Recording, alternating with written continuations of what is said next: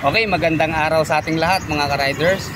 Nandito tayo sa Yamaha Bubukal Branch sa Santa Cruz, Laguna. Nagka-canvas po tayo ng scooter eh.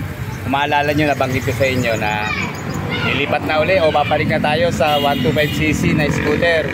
So isa po itong MIUI 125 sa pinagpipilian natin.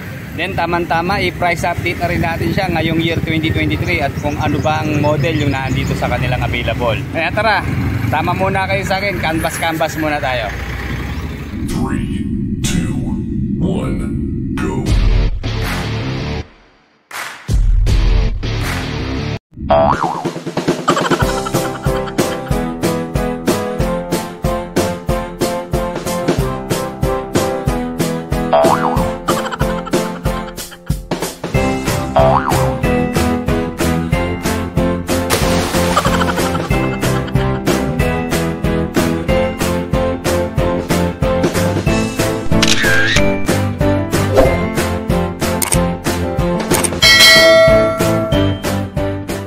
Okay mga ka-riders, madali lang po malocate itong Yamaha Bubukal Santa Cruz Laguna Branch.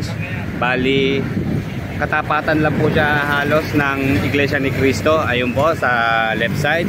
Then katabi siya ng Superbike Center.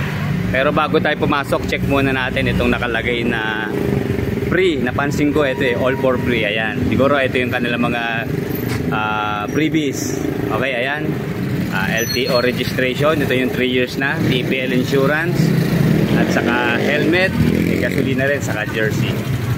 Okay, ang promo po nila hanggang June 30 na lang. So malapit na matapos. Okay, maganda po itong pwesto. Nandito yung kanilang service center. Ayan. Tapos ito, pasok na tayo sa loob. Okay, air condition po dito sa kanilang display room. Okay, ito na po, tamang-tama sa gitna. Naka-display na yung ating i-review ngayong araw. Pero bago tayo mag-start, umikot muna tayo at marami po akong nakikitang naka-display dito sa loob eh. Ito yung pinaka-showroom nila. Ito.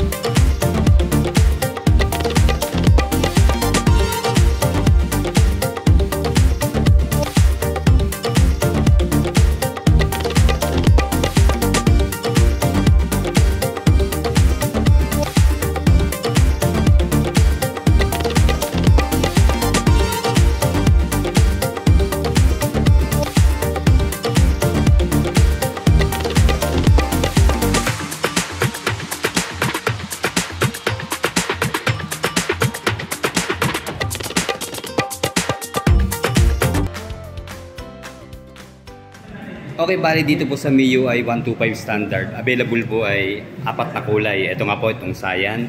Then meron din po siyang milk orange, matte gray, saka matte black.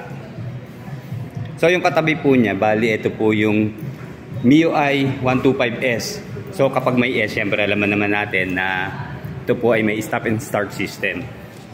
Okay. Pero ang i-review po muna natin ay itong MIUI 125 standard version. Okay, unahin po natin sa kanyang looks kasi napansin ko po dito sa kanyang front face.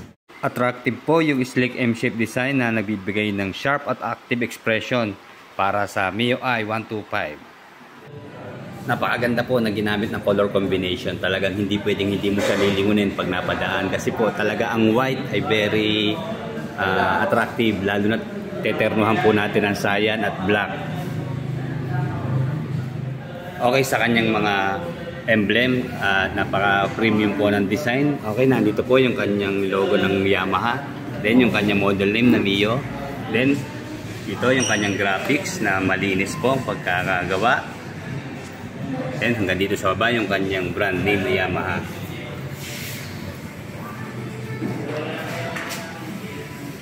Okay, dagdag pogi points din itong kanyang mga lining ng kulay yellow.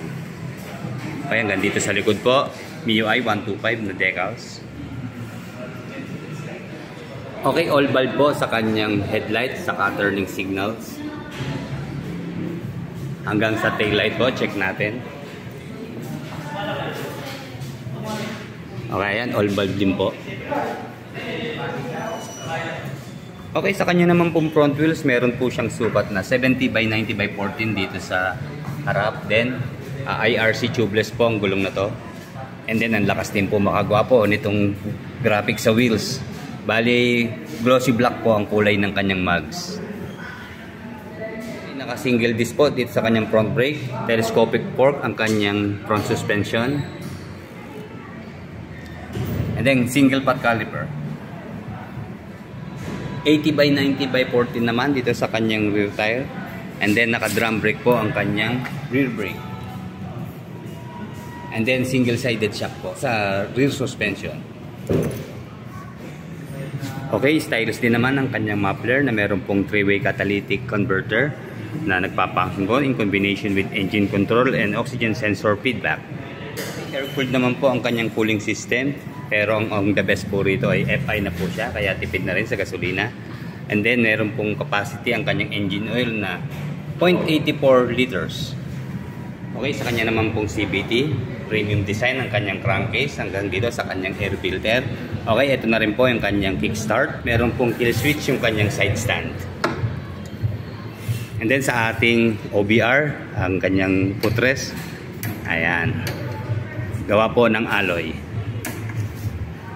Okay, mapapansin nyo po, medyo mababa lang ang kanyang ground clearance, nasa 135 mm. And then pagdating sa kanyang seat height, meron po siyang sukat na 750 mm. So magiging komportable rito kahit hindi po matangkad na rider. Okay, dito na tayo sa kanyang grab bar. Kulay white po na M-shape ang kanyang grab bar. So komportable po para sa ating OBR. Maganda ang kanyang kapitan. Okay, check natin yung kanyang U-box. Okay, lipat tayo dun sa kabila. At ito po ay sarado. Ito ho ang bukas eh. Okay, ayan. So obviously hindi po kasya rito kahit half-face helmet. Siguro mga gamit lang natin, kapote, motorcycle cover, ilang documents, yan, tama-tama po dito. Then dito na rin po ang nakalagay ang kanyang battery, ayan yung kanyang space. And then meron po siyang 4.2 liters na fuel tank capacity. Then sa manufacturer's claim po, ang kanyang fuel consumption ay nasa 46 kilometers per 1 liter. And then sa top speed naman po, umaabot po siya ng 90 to 100 kilometers per hour. Bali tumitimbang lang po siya ng 92 kilograms. Kaya medyo mabilis po ang MIUI 125. Okay, dito naman po sa kanyang panel, bali all analog po ang kanyang screen. Ito, naka-display po dito ang kanyang speedometer, odometer, then yung indicator light po ng high beam, low beam, turning signals, check engine, and then meron din po siyang echo indicator. Okay, dito po yung kanyang high beam and low beam, and then turning signals. Ayan, left and right, then pagpapatayin po, ito gitna, then kanyang horn, and then dito po yung kanyang push button, electric starter. And then ito po, meron siyang malalim na pocket dito sa left side. Wala lang po siyang charging port, pero ito po, meron po siyang utility hook. Then sa ilalim po, ay wala siyang extra hook. Okay, dito naman sa kanyang ignition, bali meron po siyang secured shutter key. Meron din po siya ritong pocket, mukhang cellphone lang po ang kasya. Ayan, sisingitan lang natin pa side ang pwesto. Okay, sukatin po natin yung kanyang footboard. Okay, ayan, kahit meron siyang pocket dito sa harap, sa legroom natin maluwag pa po. So ito lang, medyo ingat lang tayo dito sa kanyang side fairings po, medyo mahaba po siya. Ayan, pero dito naman sa ating paa, ayan, almost exacto po itong size na natin paa. Okay, sa turning radius, okay, ayan, exacto rin po sa ating hita. Basta level lang po tayo dito sa kanyang width sa harapan. Okay.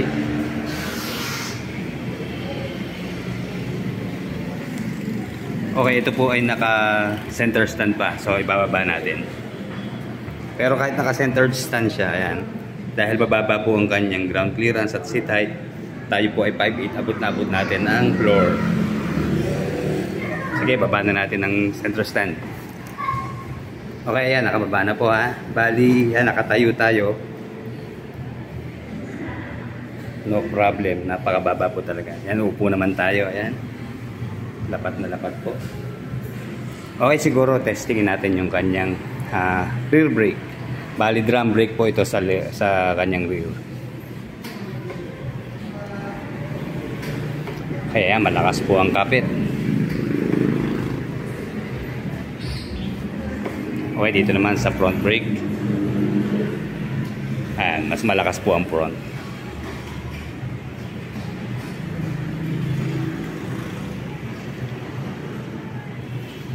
Ayan, very responsive naman sa kanyang disc brake dito sa harapan.